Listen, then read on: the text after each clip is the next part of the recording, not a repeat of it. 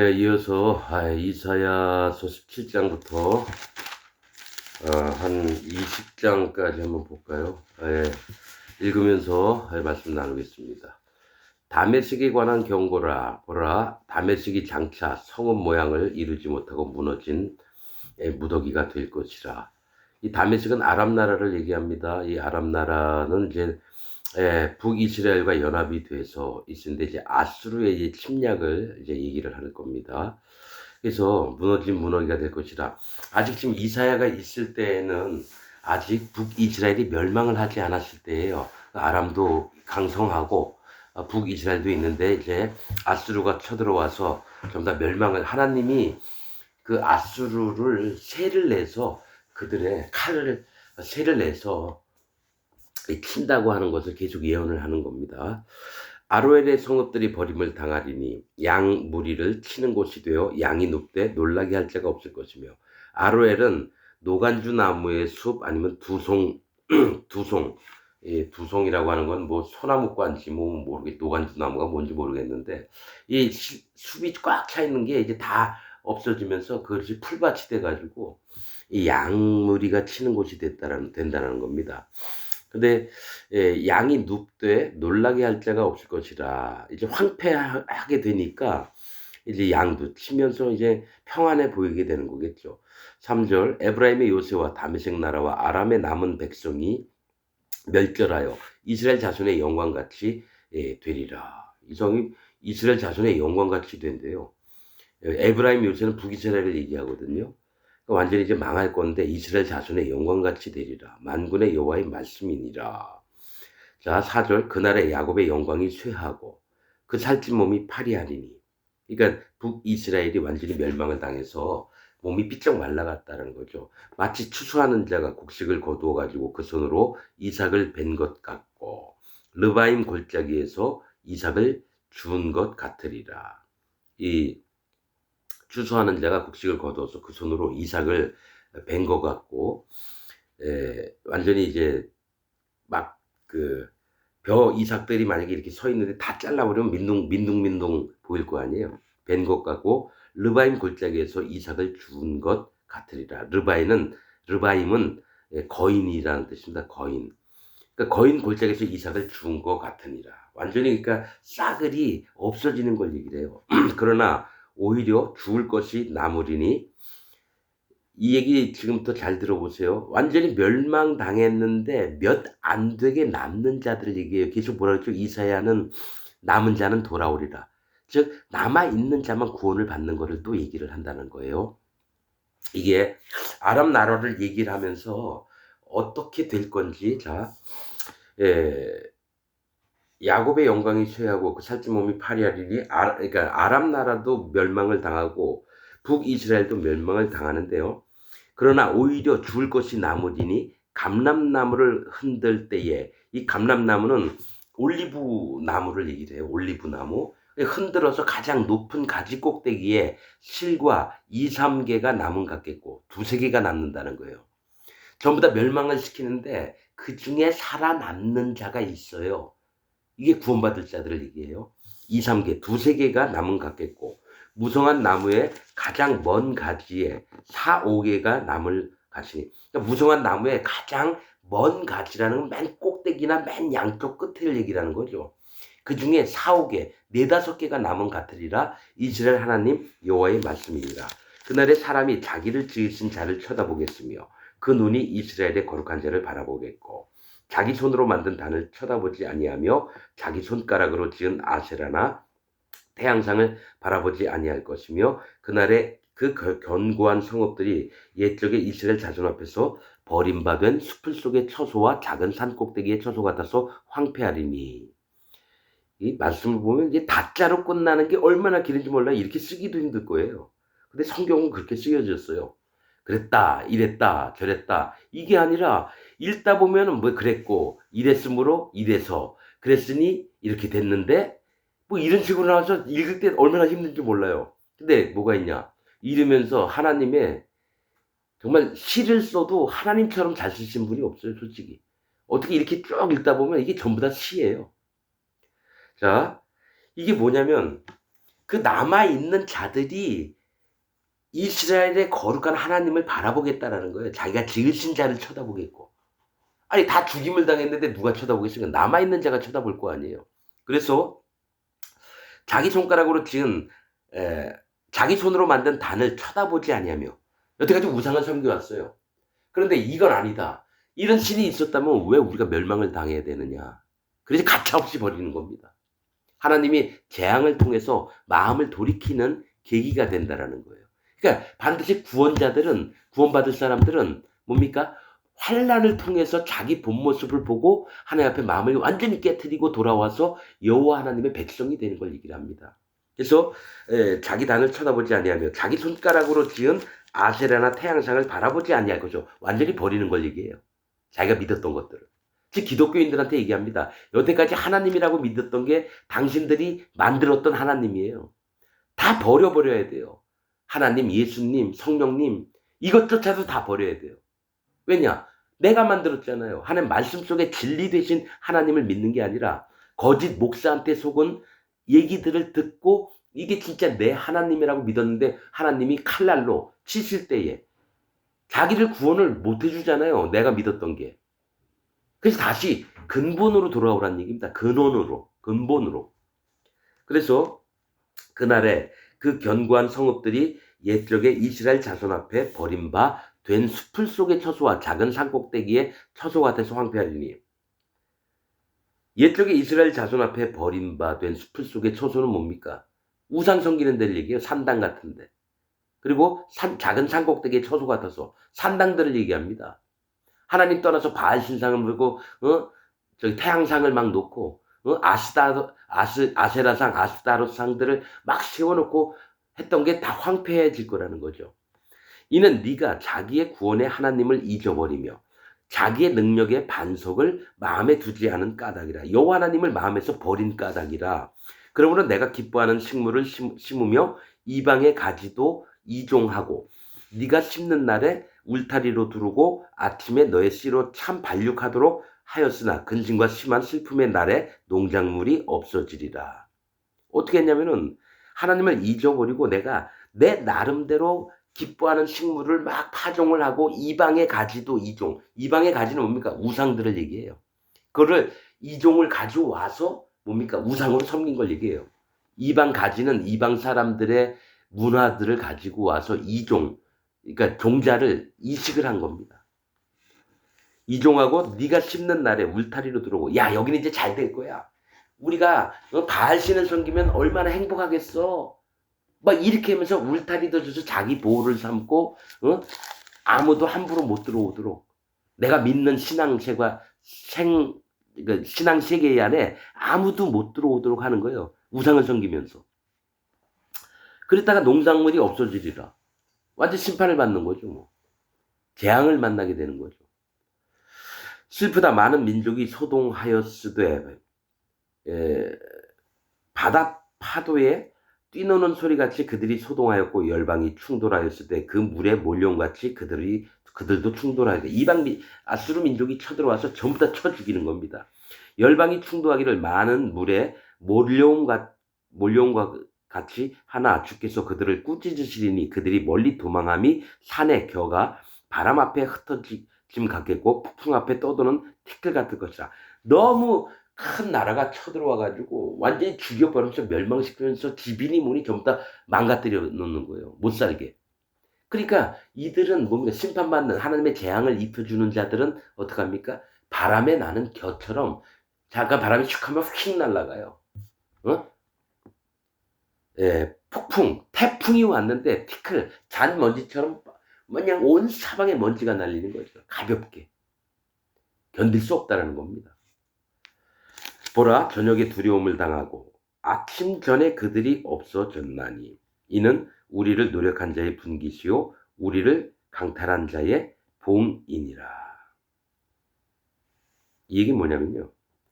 자, 저녁에 두려움이 당했어. 어두웠어요. 공포스러웠어요. 아침 전에 그들이 없어졌나니. 아수르가 쳐들어와서 아람이나 북이스라엘 전부 다 망가뜨리고 나서 아침이 되니까 다 사라졌어요. 아수르가. 이는 우리를 노력한 자의 분깃이요 우리를 강탈한 자의 보응이니라. 하나님이 북이스라엘을 친 아수르, 아람 나라를 친 아수르를 완전히 없애버리겠다고 하시는 겁니다. 잠깐 세를 내서 빌려왔는데 그 다음엔 그 나라를 치시겠다라는 거예요. 그렇게 됩니다. 자, 18장부터 연이어서 하겠습니다. 슬프다. 구스의 강 건너편 날개치는 소리 나는 땅이여. 구스라고 하는 뜻은 검은 땅, 애굽 밑에 있던가 그래서 이디오피아로 아마 얘기하는 것 같은데요. 구스의 강 건너편 날개치는 소리 나는 땅이요. 갈대배를 물에 띄우고, 갈대배는 뭡니까? 갈대배. 갈대는 심판받을 자에 구원받을 만한 그런 것들을 얘기하는 겁니다. 네? 갈대 자체가 모래땅 이런 것들은 다 심판받을 자의 세계입니다. 그걸 배를 만들어요. 배라고 하는 것은 하나님의 구원이 어떻게 이루어지는지 하나님이 구원하시고자 하는 마음을 얘기할 때 배라고 얘기합니다. 배. 심판 위에 많은 물 위에 떠다니는 게 배입니다. 그 구원을 얻는 거예요. 거기 타는 사람들은. 자, 노아의 방주는 하나님의 구원하시려고 하는 마음을 얘기하는 거지 그게 교회는 아닙니다. 교회에는 부정한 짐승은 못 들어와요. 부정한 짐승은 노아의 방주에는 정한 짐승하고 부정한 짐승 암수 한 쌍씩 들어가게 되어 있습니다. 정한 짐승들은 뭡니까? 암수 7이 들어갑니다. 암수 7이. 이것도 다 설명해 놨습니다. 노아의 방주 얘기할 때. 갈대배를 물에 띄우고 그 사자를 수로로 보내며 그 사자는 왕 하는 사자가 아니라 사신을 얘기합니다. 사신. 응? 왕의 명령을 전달받아서 다른 왕에게 전달하는 그 사신들을 얘기해요. 갈대배를 물에 띄우고 그 사자를 수로로 보내며 물길로 보내며 이르기를 너희 경첩한 사자들아. 이 경첩이 뭐냐면은 경첩은 첩경이라고도 얘기하고 지름길을 얘기합니다. 빠른 길을. 그러니까 급하니까 막 가야 되는 사자들아. 너희는 강들이 흘러 나누인 나라로 가되 장대하고 준수한 백성 곧 시초부터 두려움이 되며 강성하여 대적을 밟는 백성에게로 가라 하도다. 힘 있는 자에게 나아가라는 겁니다. 구스 그 사람들한테. 세상의 모든 거민 지상에 거하는 너희여 산들 위에 기호를 세우거든 너희는 보고 나팔을 불거든 너희는 들을지니라. 여호와께서 내게 이르시되 내가 나의 처소에서 종용이 감찰함이 쬐이는 일광 같고 가을 더위에 운무 같도다. 이게 뭐냐면 하나님이 잠잠히 지켜보시는 게 나의 처소에서 조용히 감찰 지켜보고 계신다라는 거예요. 이미 쬐이는 일광 같고 일광이 뭡니까? 햇빛이 가만히 들어오는 것 같다는 거죠. 가을 더위에 운무 같도다. 가을의 늦더위에 이 더위가 찾아옵니다. 운무 안개 같다는 얘기예요. 안개 운무 같도다. 추수하기 전에 꽃이 떨어지고 이러면 뭐 농사 망하는 거죠. 포도가 맺혀 익어갈 때에 내가 낫으로 그 연한 가지를 베며 퍼진 가지를 찍어버려서 하는 심판하시겠다는 겁니다. 산의 독수리들에게와 땅의 들 짐승들에게 끼쳐주리니 산의 독수리들이 그것으로 과하하며 땅의 들 짐승이 그것으로 다 과동하리로다. 그러니까 위에서 아래로 내려 꽂는다는 얘기고 또 땅의 들 짐승들이 동작을 해서 심하게 망가뜨리는 걸 얘기합니다. 과동하리라 하셨음이니라. 이게 여호와 하나님의 뜻이에요. 완전히 멸망을 시켜버리겠다는 얘기예요. 그때에 강들이 흘러 나누인 나라에 장대하고 준수하여 하며 시초부터 두려움이 되며 강성하여 대적을 밟는 백성에게서 만군의 여호와께 드릴 예물을 가지고 만군의 여호와의 이름을 두신 곳 시온산에 이르리라. 이렇게 완전히 심판하신 다음에 그때의 강들이 흘러 나누인 나라에 장대하고 준수하며 그러니까 멋있어 보이는 거죠. 시초부터 두려움이 되며 강성하여 대적을 밟는 백성에게서 누굽니까? 백성에게서 만군의 여호와께 드릴 예물을 가지고 그러니까 뭡니까? 강성하고 대적을 밟는 백성이라면 힘 있는 나라를 얘기해요. 그들이 와서 하나님 여호와 앞에 시온산에서 예물을 드릴 거라는 거예요. 예물을. 근데 사실은 이게 멸망을 하는 중에 구원받을 자를 예표를 하고 있는 거예요. 구원받을 자들을. 자, 19장으로 바로 넘어가서 또 말씀 나누겠습니다. 애굽에 관한 경고예요. 아까는 뭐죠? 다메섹 아람 나라에 대한 경고와 북이스라엘에 관한 경고도 살짝 섞여 있었죠. 지금은 애굽에 관한 경고입니다. 애굽이라고 하는 뜻은 검은 땅, 홍수가 넘치는 곳, 즉 심판받을 나라를 얘기합니다. 근데 이제 조금 더 있다 보면요, 하나님이 누구를 구원하실지를 이제 말씀하고 계세요. 애굽에 관한 경고라. 보라, 여호와께서 빠른 구름을 타고 애굽에 임하시리니 애굽의 우상들이 그 앞에서 떨겠고 애굽인의 마음이 그 속에서 녹으리로다. 옛날에 모세 때는 어떻게 했습니까? 애굽에 각종 재앙을 내리시고 그 다음에 장자들을 다 멸한 다음에 빠져나올 수 있었어요. 근데 이제는 또 남유다나 북이스라엘이 있을 때 애굽은 여전히 강성한 나라로 있었어요. 그래서 수많은 우상들을 막 섬기고 막 이렇게 돼요. 근데 나중에 애굽 중앙에 여호와 하나님의 제단이 있습니다. 여러분, 지금부터 잘 들으셔야 돼요. 심판받을 땅에 여호와 하나님의 제단이 있어서 그 사람들을 하나님이 구원을 하십니다. 자, 애굽에 임하시리니 애굽의 우상들이 그 앞에서 떨겠고 애굽인의 마음이 그 속에서 녹으리로다. 그가 애굽인을 격동하사 애굽인을 치게 하시리니 그들이 각기 형제를 치며 각기 이웃을 칠 것이요. 그러니까 내란도 일어났다는 거예요. 그들이 각기 형제를 치며 각기 이웃을 칠 것이요. 성읍이 성읍을 치며 나라가 나라를 칠 것이며 나중에 아수르가 또 애굽을 힘들게 합니다. 여러분. 아수르가. 애굽인의 정신이 그 속에서 쇠약할 것이요. 그러니까 힘이 없어진다는 거예요. 애굽의 힘이. 왜냐하면 내란도 막 일어나고 형제가 형제를 친다는 건 자기들끼리 싸움을 한다는 거거든요. 왕권 다툼 막 이런 거 있잖아요. 쇠약할 것이요. 그 도모한다는 건 계획을 짜는 걸 얘기해요. 도모는 그의 파신바 되리니 그들이 우상과 마술사와 신접자와 요술객에게 물으리로다. 하나님께 묻는 게 아니라 어차피 이방 나라예요. 그래서 마술사, 신접한 무당, 박수 이런 놈들에게 자기들이 어떻게 될지 물을 거라는 거죠. 그가 애굽인을 잔인한 군주의 손에 붙이시리니 포악한 왕이 그들을 치리하리라. 자, 애굽 왕 중에 아주 잔인하고 포악한 놈을 그 왕으로 세워서 그 백성들을 정말 힘들게 할 거라는 거예요. 이미 이렇게 아직 안 돼 있는 상태에서 이사야가 하나님께 말씀을 듣고 미리 예언을 하는 겁니다, 여러분. 한참 후에 될 일을 지금 미리 예언을 하는 거예요. 그가 애굽인을 잔인한 군주의 손에 붙이시리니 포악한 왕이 그를 치리하리이다. 다스린다는 거죠. 주 만군의 여호와의 말씀이니라. 바닷물이 없어지겠고 강이 잦아서 마르겠고 강들에서는 악취가 나겠고 애굽 시냇물은 줄어들고 마름으로 달과 같이 시들겠으며 달이 어떻게 됩니까? 동그랬다가 점점 없어지면 반달이 있다. 그 다음에 초승달, 금음달 뭐 이렇게 변하잖아요. 그러니까 물들이 마른다는 건 뭡니까? 비가 안 내려서 기근이 심해서 나라의 살림이 엄청 어려워질 걸 얘기를 해요. 예? 물들이 다 말라버리면 어떻게 하면 농사를 못 짓죠. 다 타 죽고. 나일 가까운 곳. 나일은 운하, 수로라는 뜻입니다. 나일 가까운 곳, 나일 언덕의 초장과 나일강 가까운 곡식밭이 다 말라서 나라 없어질 것이며 하나님 재앙을 내리시는데 그 물들이 없어지니까 어떻게 농사도 못 짓고 완전히 사막화가 되는 거예요. 어부들은 탄식하면 물이 다 말랐는데 고기가 어디 갔어요? 다 말라서 죽었겠죠. 고기들이 썩고. 그러니까 악취가 나는 거죠. 물은 나일강에 낚시를 던지는 자는 슬퍼하며 물에 그물을 치는 자는 피곤할 것이며 세마포를 만드는 자와 백목을 짜는 자들이 수치를 당할 것이며 세마포는 삼 이런 종류에서 나오는데 삼도 작물이 안 돼요. 물이 없는데 뭐 농사를 어떻게 집니까? 옷을 만드는 재료도 구할 수가 없어요.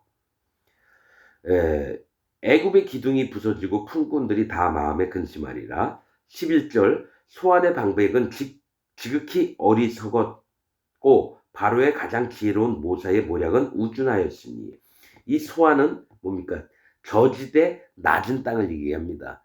소안의 방백이라고 하는 거는 그래도 좀 나아 보이는 자들의 지혜가 완전히 없어졌다는 얘기예요. 우매하게 변했다라는 거예요. 저지대 낮은 땅 그건 뭐냐니까 가나안 이름하고 똑같습니다. 가나안 이름도 낮은 땅이에요. 그래서 그 안에서 하나님을 알만하고 하나님 앞에 마음을 낮춰서 살만하다고 조금 가나안 땅에 들어간 이스라엘 백성과 조금이라도 좀 모양이나 생김새나 생각하는 방법이나 이렇게 비슷했던 하나님이 구원을 받을 자들도 완전히 우매해졌다라는 거예요. 우매해졌다라는 거예요. 그래서 가장 지혜로운 모세의 모략은 우둔하고 졌으니 너희가 어떻게 바로에게 이르기를 나는 지혜로운 자들의 자손이라 나는 옛 왕들의 후예를 할 수 있으랴. 되게 멍청한 꾀를 내서 왕 앞에 얘기하는데 왕은 그 말 듣고 있다가 다 계속 계획들이 망해가는 걸 얘기를 하는 거예요. 정말 지혜롭고 총명한 자가 없는 겁니다. 하나님이 그렇게 지혜와 총명을 거둬들이셨다는 거예요. 너의 지혜로운 자가 어디 있느냐? 그들이 만군의 여호와께서 애굽에 대하여 정하신 뜻을 알 것이요 곧 네게 고할 것이니라. 그러니까 하나님이 애굽에게 정하신 뜻들을 네게 고할 거래요. 어떤 겁니까? 수완의 방백들은 어리석었고 노베 방백들은 미혹되었도다. 노은 높은 장소 산당을 얘기합니다.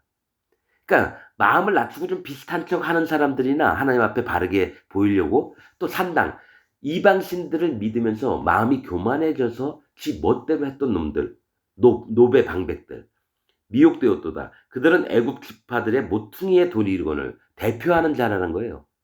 그들이 애굽을 대표했 모퉁이 돌은 제일 뭡니까? 본때가 나야 되는 거예요. 모퉁이 돌이. 예수님도 버린 돌이 됐다가 나중에 모퉁이 돌이 됐다고 했잖아요. 대표하는 돌이 모퉁이 돌입니다. 머릿돌. 집에 전에도 얘기했지만 1987년 7월 24일 준공 기념 하면서 집에 그렇게 어느 회사 이름 싹 써놔요. 자랑스럽게. 근데 그렇게 자랑스러웠던 자들이 전부 다 우매해지고 멸망을 당하게 되는 걸 얘기를 합니다. 모퉁이 도리온을 애굽으로 그릇 가게 하였도다. 잘못되게 하였다라는 거예요. 여호와께서 그 가운데 사특한 마음을 섞으셨으므로 그러니까 그들이 그렇게 된 건 하나님께서 하도 악을 행하니까 그 마음에 사특한 마음을 악신을 둬가지고 그 마음에 집어넣으신 거예요. 사특한 마음을. 하나님께서는요, 사람의 마음을 지으신다고 분명히 성경에 있습니다. 사람의 마음을 하나님께서 지으시나니 이런 말씀이 있습니다. 그러니까 내 마음이 잘못됐거나 하나님 나 아무것도 몰라요. 나처럼 어리석은 사람이 어디 있습니까? 하나님 제발 저 좀 고쳐주세요 하면 하나님이 새 마음을 주시고 그 마음에 들어가셔서 하나님의 영광을 드러내는 일에 그 사람을 쓰게 됩니다. 그래서 기도하면 돼요. 자기를 의뢰하지 말고. 그래서 계속 얘기했잖아요. 방백들을 의뢰하지 말고. 모사를 의뢰하지 말고 오직 여호와 하나님을 의뢰해라. 그럼 내가 만들어 주구만 네 마음을. 이러는데 사람들은 안 믿고 자기가 꾀를 내서 계획을 세우고 자기 인생 전부를 자기가 살아가려고 해요. 이건 신앙도 아니고 하나님이 없는 자의 세계입니다. 그러나 하나님은 그 마음을 새롭게 하시고 지혜도 주시며 깨닫게 하시고 명철도 주셔서 하나님을 전심으로 더욱더 바라보면서 따라 살게끔 하나님이 직접 만들어 주신다는 거예요. 이게 비밀입니다. 하나님의 영에 있는 사람의 비밀이 이겁니다. 100% 하나님께 맡겨요. 반만 맡기는 것도 아니에요. 그냥 어느 정도 하다 말고 이것도 아니에요. 죽는 날까지 오직 여호와 하나님과 함께 동행하는 삶을 살 수 있습니다, 여러분. 이게 반드시 되는 일입니다. 에녹이 그랬고 엘리야가 그랬습니다. 그래서 하늘나라로 올라갔어요. 예수님도 마찬가지예요. 아버지의 명령을 전부 다 준행하고 하나님 보좌 우편에 앉으셨습니다. 그렇게 해서 보여준 거예요. 에녹이 하나님과 동행하였더라. 엘리야는 불말이 와서 회리바람으로 올리셨다라는 거예요. 성경에 하시는 말씀들이 다 있습니다, 여러분. 말씀들을 무시하지 마십시오.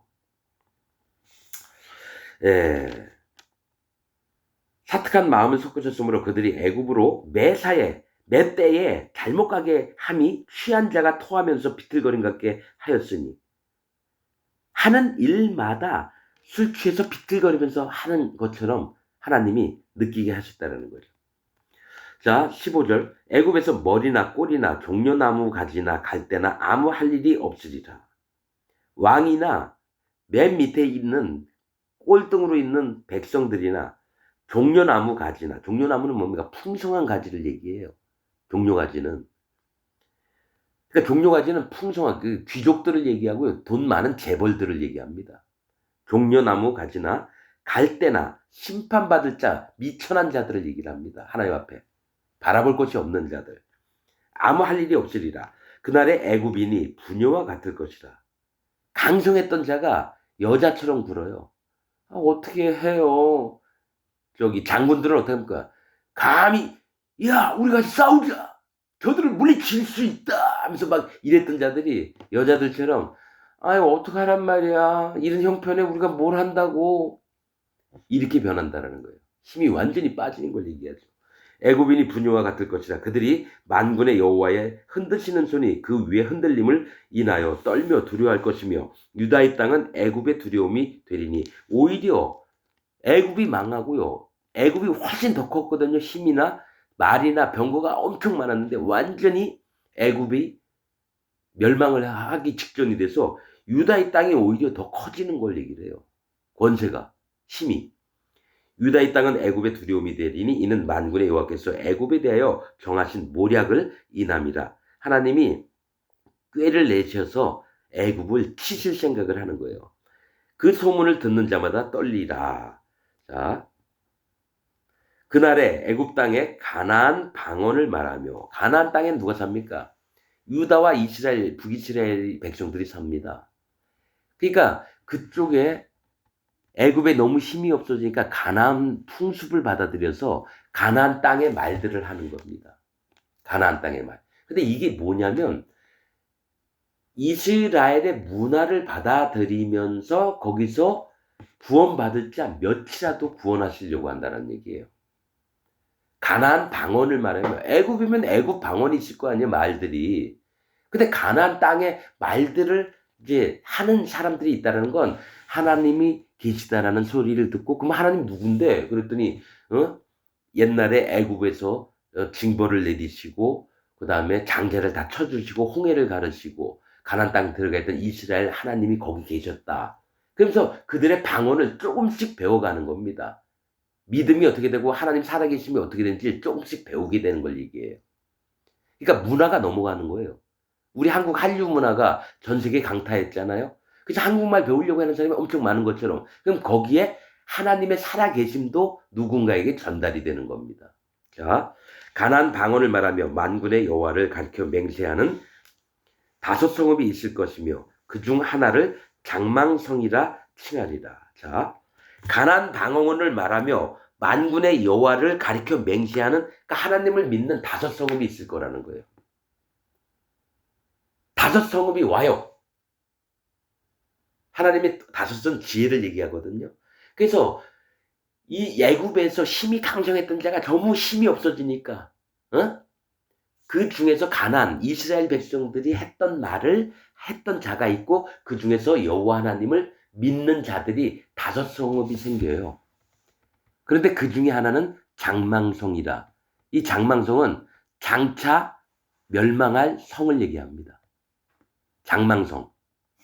장차 그러니까 하나님 여호와를 믿는 자들 중에 5성읍이 있는데 그 중에 4성은 살아남고요. 한 성은 장차 멸망할 성인데 그게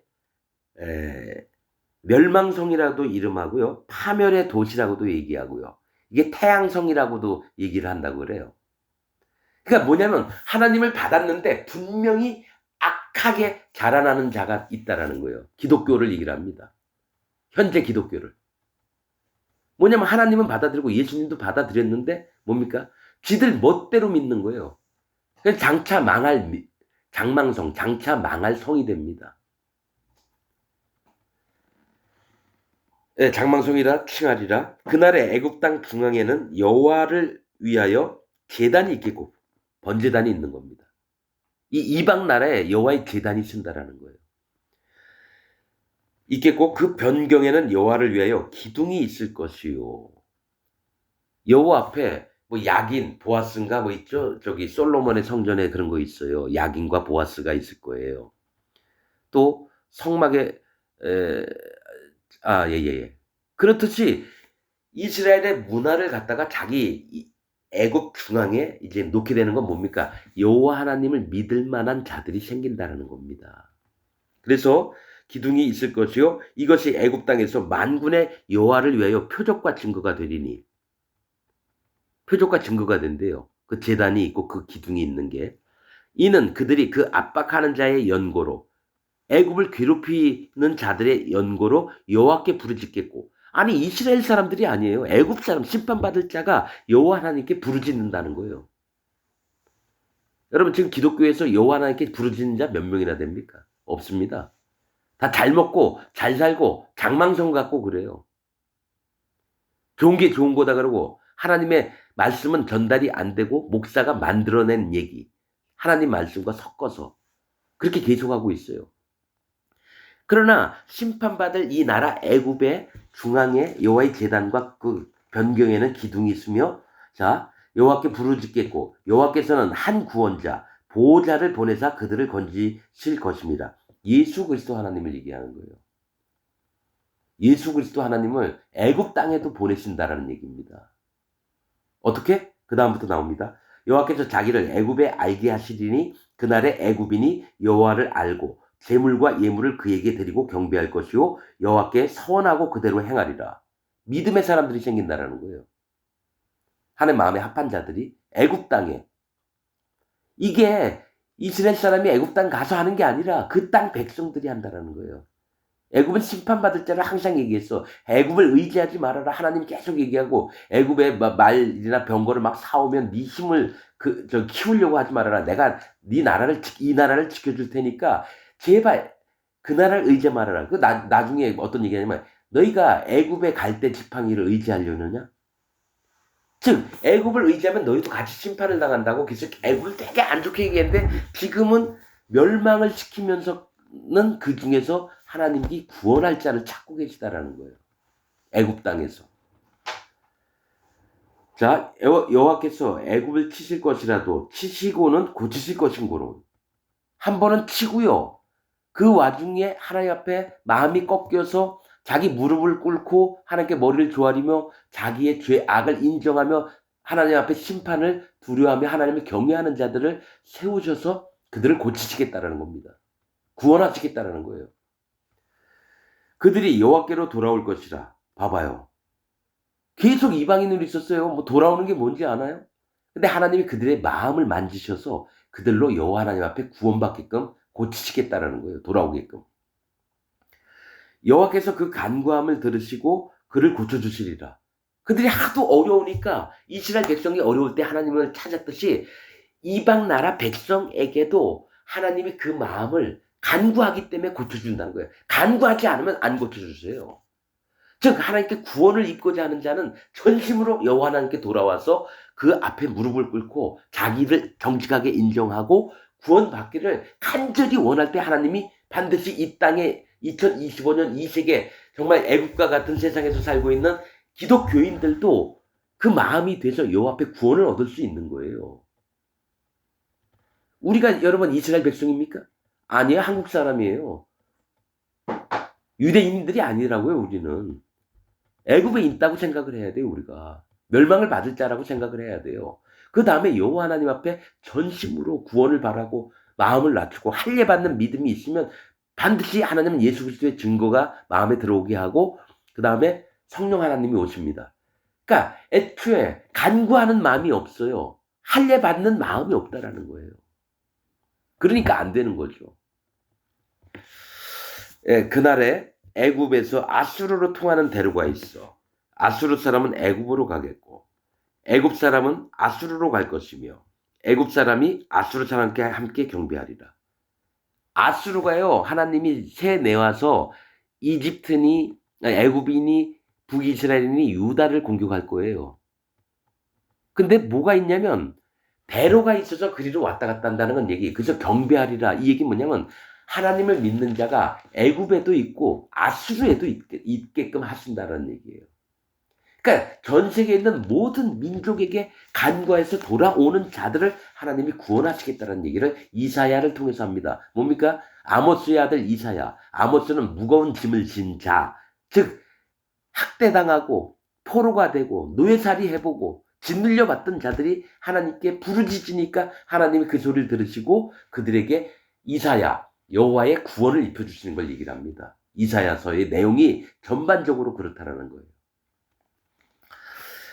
경배하리라. 그날에 이스라엘이 애굽에 아수르로 더불어 셋이 세계 중에 복이 되리니. 자 보세요. 애굽과 아수르와 이스라엘 하나님 선택한 백성이 똑같이 복이 된다는 거예요. 이거는 그 민족 중에서 하나님 여호와를 경배하며 찾아 나오는 정말 구원받을 자들이 연합해서 하나님을 경배하고 복을 받는다는 얘기입니다. 이 시대에도 누가 여호와 하나님 앞에 구원을 얻는지를 정확히 보여주는 말씀입니다, 여러분. 이는 만군의 여호와께서 복을 주어 가라사대 나의 백성 애굽이요. 여러분 처음 듣는 얘기죠. 여태까지 창세기부터 예? 여러분 아가서까지 한 번도 이 얘기 안 나온 게 내 백성 애굽이요 이사야 처음 나옵니다. 누가 구원을 받고 하나님의 백성이 되는지를 알려주는 장입니다. 이게 이 복음의 시작이에요. 이게 여호와께서 복을 주어 가라사대 나의 백성 애굽이요 나의 손으로 지은 아수르요. 에? 이스라엘만 얘기하는 게 아닙니다, 여러분. 나의 산업 이스라엘이요. 이 셋을 다 하나님이 복을 주시고 복이 있을지어다 하실 것임이니라. 이렇게 얘기하신다는 거죠. 그래서 누구를 구원하실지를 반드시 환난을 받아본 이후에 구원을 받을 수 있습니다. 환난이 없이 구원받을 수는 없습니다. 즉 이 얘기는 자 여러분 얘기할게요.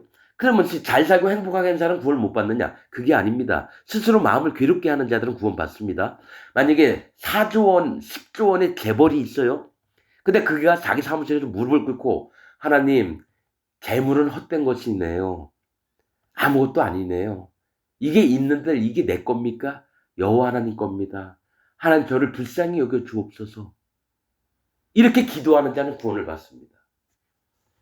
마음이 하나님 앞에 자기가 가진 거 자랑하고 교만한 게 아니라 오히려 완전히 없게끔 마음으로 정하고 그 다음에 하나님 앞에 무릎을 꿇고 자기의 구원을 전심으로 바라는 재벌들도 구원을 받습니다. 이게 성경의 비밀입니다. 그러나 지금 재벌들은 어떡합니까? 아, 다 나오라 그래. 어디 감히 내 앞에서 까불고들 그래? 너 돈 얼마 있어? 뭐 1,000만 원? 나 10조가 있어 이놈아! 이런 사람들은 구원을 못 받습니다. 대통령이든 국회의원이든 재벌이든 맨 밑바닥에서 청소하는 분이든 하루 품팔이 나가는 노가다 하시는 분들이라도 폐지 줍는 할아버지라도 하나님 인생이 헛것입니다. 하나님 제발 나를 좀 돌아보아 주옵소서. 내가 너무 힘드네요. 하나님 제발 부탁드립니다. 이런 자의 마음은 그 하나님이 기도를 들으시고 구원을 하시겠다라는 거예요.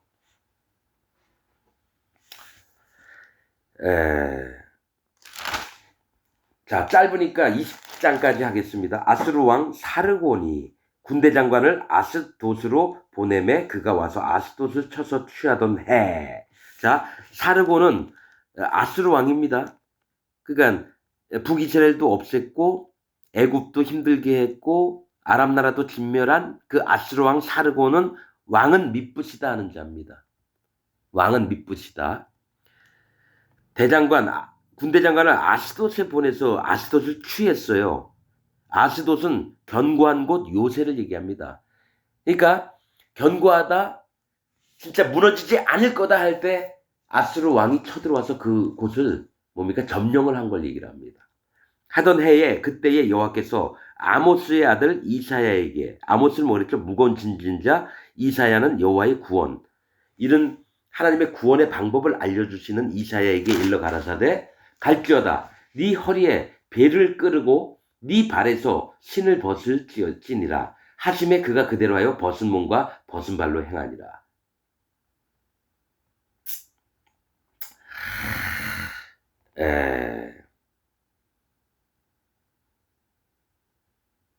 자, 여러분, 네 발에서 허리에서 배를 끄르고 허리에다 배를 차라는 거죠. 네 발에 신을 벗으라 하여 그대로 벗은 몸과 벗은 발로 행하니라. 여호와께서 가라사대 나의 종 이사야가 3년 동안 벗은 몸과 벗은 발로 행하여 애굽과 구스에 대하여 예표와 기적이 되게 되었느니라. 이게 뭔지 아세요? 자, 이사야야, 네가 벗은 몸과 벗은 발로